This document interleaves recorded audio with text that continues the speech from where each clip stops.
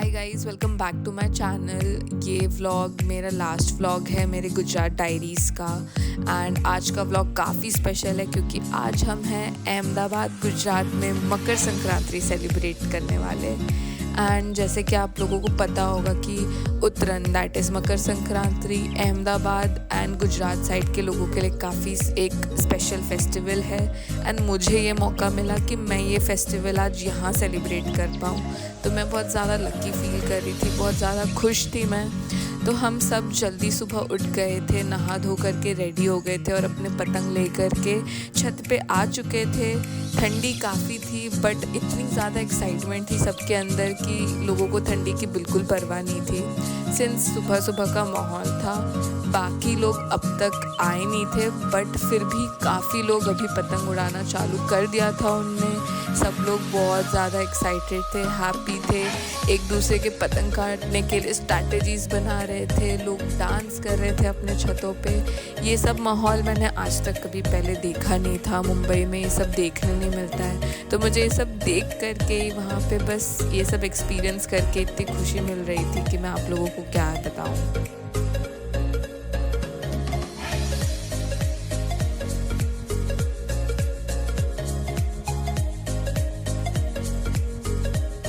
काफ़ी सारी पतंग काटी एंड उसके बाद टाइम था हमारा लंच करने का। लंच करने के लिए आज हम प्रॉपर गुजराती थाली का एक्सपीरियंस करने आए हुए थे इस रेस्टोरेंट में, जो हमारे घर से कुछ 10 मिनट्स के डिस्टेंस पे ही था। एंड यहाँ पे प्रॉपर आपको गुजराती थाली मिल जाएगी। एंड मैं बहुत ज़्यादा एक्साइटेड थी क्योंकि आज तक मैंने कभी गुजराती थाली खाई नहीं है इसके पहले, तो सब कुछ कैसा टेस्ट करेगा मैं वो सोच करके ही बहुत ज़्यादा एक्साइट हो रही थी।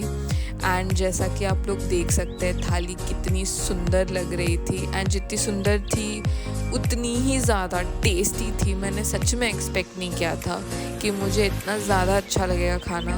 बट खाना वाना खा करके हम घर लौट गए थे एंड सब लोगों ने एक छोटा सा नैप ले लिया था क्योंकि हमें शाम के लिए रेडी होना था।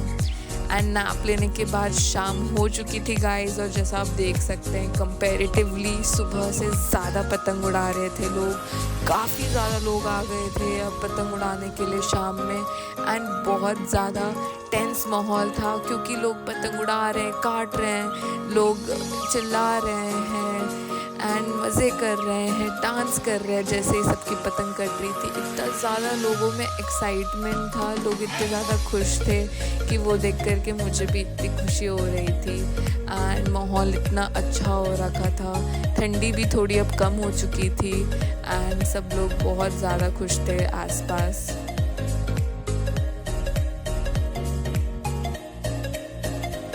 और यहाँ पे मैं भी पतंग उड़ाते हुए मुझे भी मौका दिया था। भैया ने मुझे सिखाया था कि कैसे उड़ाना है और पतंग कैसे काटनी है, तो फिर मैंने डिसाइड किया था कि मैं कुछ भी करके एटलीस्ट एक पतंग तो काट करके ही रहूँगी, कैसे भी हो जाए। एंड इतना मज़ा आ रहा था पतंग उड़ाने में, फ़र्स्ट टाइम मेरा एक्सपीरियंस था, आज तक मैंने कभी उड़ाई नहीं थी, तो मुझे इतना ज़्यादा अच्छा लग रहा था। इतने सारे पतंग थे कि मुझे डर लग रहा था कि कहीं मेरा पतंग कट जाएगा या नहीं कट जाएगा। बट गेस व्हाट, मेरा पतंग तो नहीं कटा बट मैंने एक पतंग काटी थी बीच में एंड मुझे वो काट करके इतना अच्छा लगा। मेरे हाथ कट गए थे मांझे से बट कोई बात नहीं, वो जो पतंग काटने की खुशी थी वो ज़्यादा मेरे लिए इम्पॉर्टेंट थी देन मेरे हाथ कटने से। मैंने जल्दी जल्दी बैंडेड लगा लिया था और फिर से मैंने पतंग उड़ाना चालू कर दिया था क्योंकि इतना ज़्यादा टफ कंपटीशन हो गया था। आसपास इतने सारे लोग आ चुके थे अब अपने छतों पे पतंग उड़ाने के लिए एंड सब ही इतने ज़्यादा एक्साइटेड थे। जैसे ही कोई पतंग काटता था लोग चिल्लाते थे लपेटा लपेटा लपेटा करके। लोगों के पास ढोल वगैरह थी जो वो बजाते थे जैसे ही कोई पतंग कटती थी। सो मुझे तो बहुत मज़ा आ रहा था।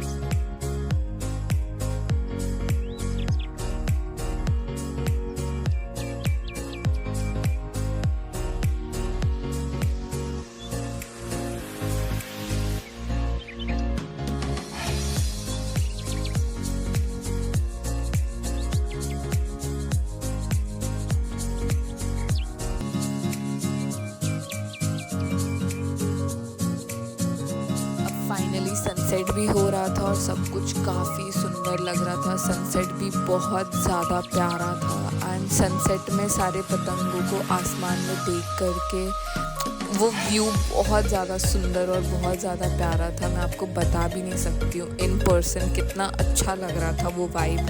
जैसे ही रात हो गई थी सब अपने छतों पे आ गए थे एंड फटाके फूट रहे थे। पूरा आसमान कलरफुल हो गया था। मैं तो कंफ्यूज हो गई थी कि मैं लेफ़्ट देखूँ, राइट देखूँ, ऊपर देखूँ, पीछे देखूँ, कहाँ देखूँ, क्योंकि मैं जहाँ भी देख रही थी वहाँ पे सारे जगह फटाके फूट रहे थे। इतने सुंदर सुंदर फटाके फूट रहे थे, कलरफुल फटाके थे एंड पूरा आसमान रंगों से भर गया था। मुझे तो बहुत ज़्यादा खुशी हो रही थी ये एक्सपीरियंस करके। माहौल हल्का हल्का ठंडा हो गया था एंड उस ठंड में ये इतने फटाके फूट रहे थे तो हम चुपचाप से छत पे बैठ गए थे सब अपनी पतंगे रख करके और ये पूरा नज़ारा एंजॉय कर रहे थे। This was like my first time in Gujarat and इससे बेटर एक्सपीरियंस मैं और एक्सपेक्ट नहीं कर सकती थी।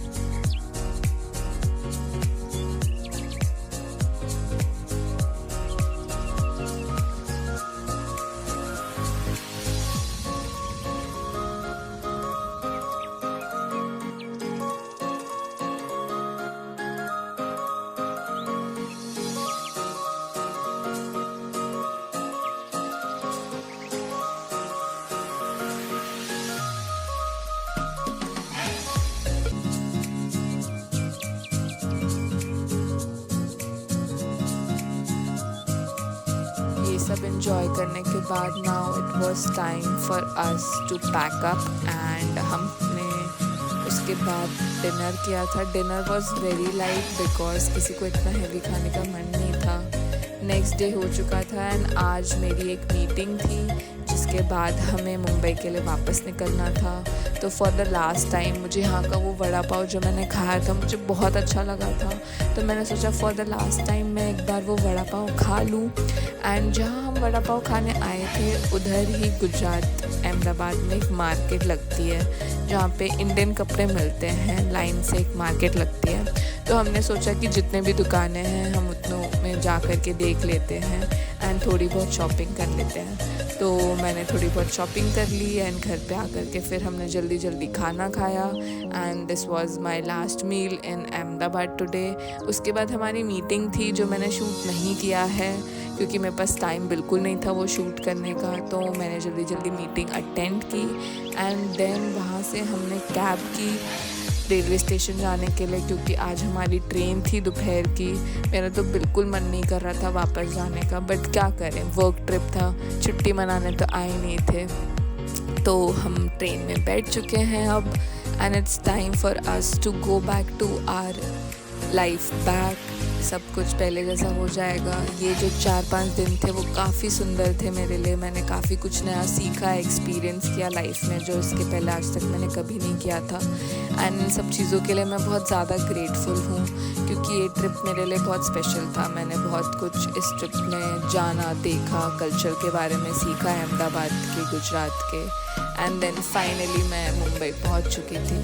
मुंबई आने के बाद भी बहुत एक एक्साइटमेंट थी क्योंकि बहुत दिनों बाद मैं घर वापस लौटी थी। मैं सबको बहुत ज़्यादा मिस कर रही थी एंड यहाँ पे मेरी कैब आ रही थी। देन मैं बहुत ज़्यादा थक भी चुकी थी क्योंकि ट्रैवलिंग काफ़ी हेक्टिक हो गई थी।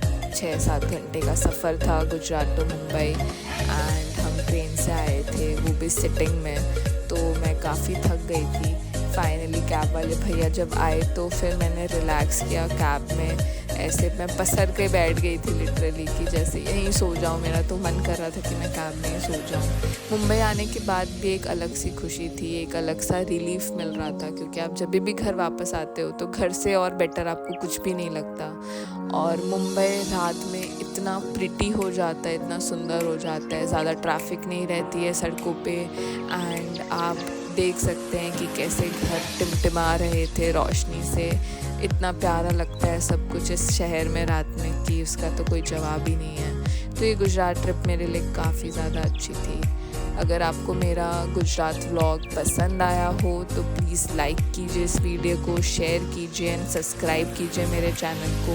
एंड अगर आपने इसके पहले वाले व्लॉग्स नहीं देखे हैं तो प्लीज़ प्लीज़ प्लीज़ जाइए और वो सारे व्लॉग भी देखिए, अपने दोस्तों के साथ शेयर कीजिए। And let's meet in some another vlog. तब तक के लिए बाय, टेक केयर।